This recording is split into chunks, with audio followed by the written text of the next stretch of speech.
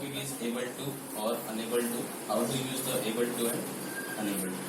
तो ये स्टार्ट करते हैं. Able to and unable to के लिए हमें दो टर्म इम्पोर्टेंट है जो कि हमें याद रखना है. मॉडल ऑक्सिलरी टर्म्स जो कैन है और साथ ही साथ कुड.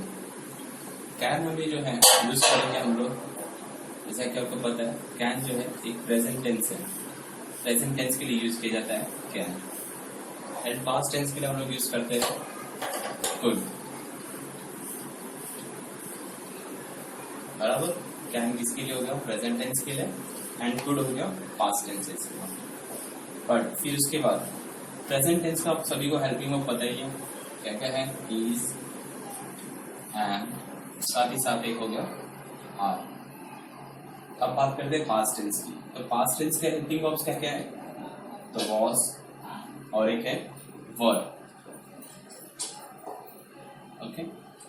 तो यहाँ पर प्रेजेंट टेंस की बात करते हैं. तो यहाँ पे इज एंड एम जो हम लोग बोथ ही यूज करते हैं वो किसके लिए यूज करते हैं? सिंगुलर के लिए.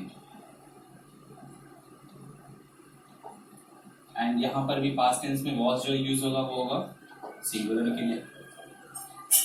बट आर और वर प्रेजेंट टेंस में भी और पास्ट टेंस में भी आर एंड वर यूज होता है हमारा प्लूरल के लिए. ओके. Is it right? देखना है आपको क्या है जो प्रेजेंट टेंस के साथ होता है. प्रेजेंट टेंस का हेल्पिंग वर्ब है is am are. Is am जो होगा सिंगुलर के लिए, वॉज जो होगा सिंगुलर के लिए. बट आर एंड वर होगा आपका प्लूरल के लिए. Okay. Now let us take the first example.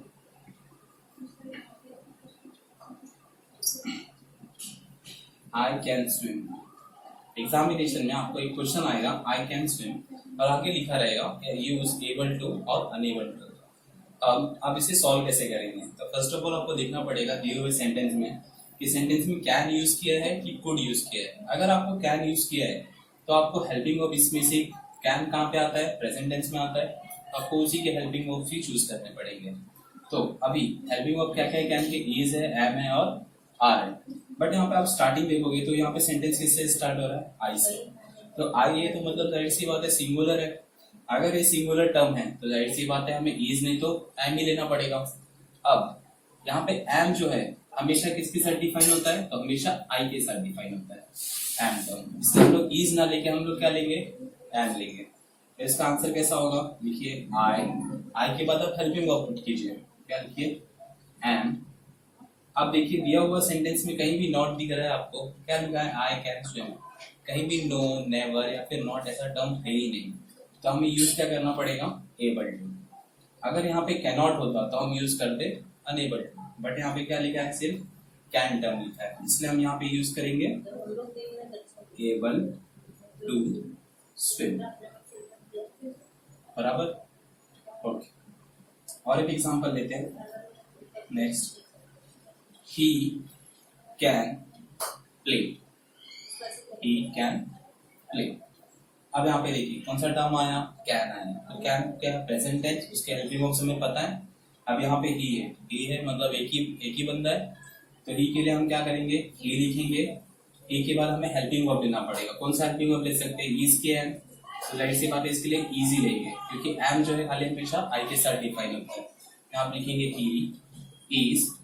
अब यहाँ पे कैन के बाद क्या है? कैन की जगह पे आप हटा के क्या लिखेंगे?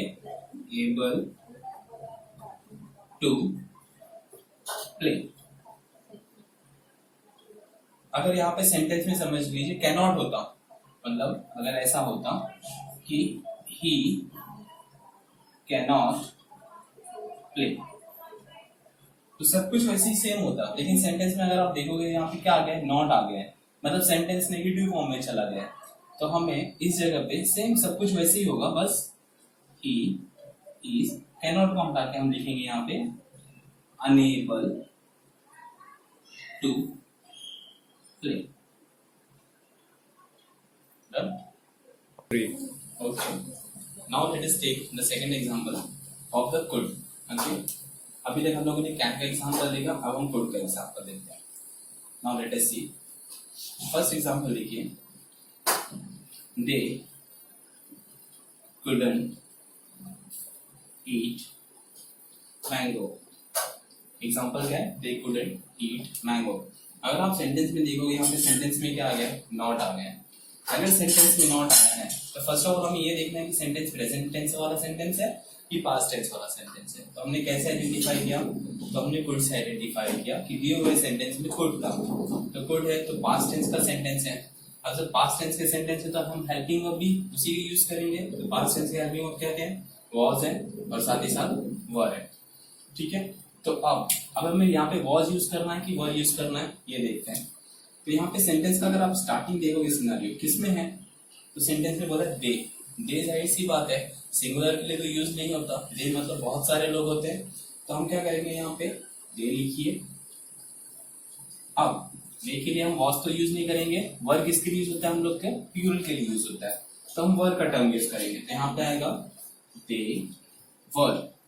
अब जैसा कि हम लोगों ने कैन में किया था कि कैन नॉट को हटा के हम एबल टू लिखते थे या फिर अनेबल टू लिखते थे, सेम उसी तरह यहाँ पे भी करेंगे। हम इस कुड नॉट को हटा के क्या करेंगे, यहाँ पे एबल टू या फिर अनेबल टू पुट करेंगे। अगर यहाँ पे नॉट है तो हम अनेबल लिखेंगे, अगर नॉट नहीं होता तो हम लिखते एबल टू। जैसे कि यहाँ पे नॉट है तो मैं यहाँ पे इसको रिप्लेस करके लिखूंगा unable to eat mango, unable to eat mango. Answer complete. They could not eat mango. Answer is they were unable to eat mango. Okay. Next example और एक example देखते हैं।